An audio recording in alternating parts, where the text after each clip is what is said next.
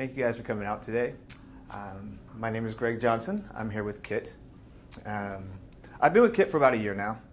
I've been working with children, youth, and adult for about 20 years. I work with them in different capacities. I work with them both behavior and people with disabilities. I've also worked for the Army for about 8 years. I was a program supervisory lead.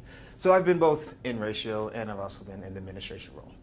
When you, as a caregiver, are making that first contact, you don't want it to be about a problem that you had in the classroom. All right?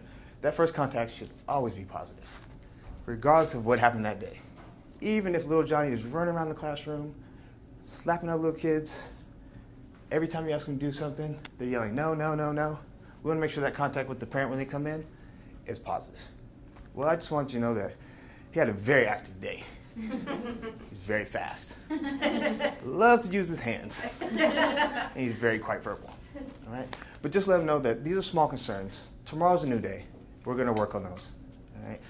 If a parent understands that you see these problems, that you see these concerns, but they know that you want to work towards a better time than helping their child, then you're starting to build that rapport and that trust. And they understand you're here for the child, and that's what you're here to do, is to help them get through and be successful in your program, because that's what it's all about, is the success in your program. When you speak to the parents and you're trying to build this rapport, you want to let them know that, what can I do to help you? How can I help you so that when we are dealing with these concerns, and it doesn't always have to be bad things. You know, a lot of times parents are worried that when they do come in, all we want to do is tell them all the negative things that's happened for the day. Sometimes you just want to, well, let me tell you about some of the good things that's happened. All right?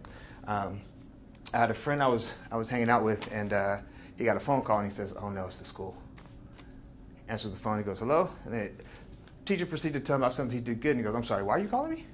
He goes, I just wanted to tell you that your son was having a great day. And he goes, oh. He hangs up the phone. He goes, normally I wouldn't answer the phone, but I told him, you have to answer the phone. You cannot be that parent who does not answer the phone.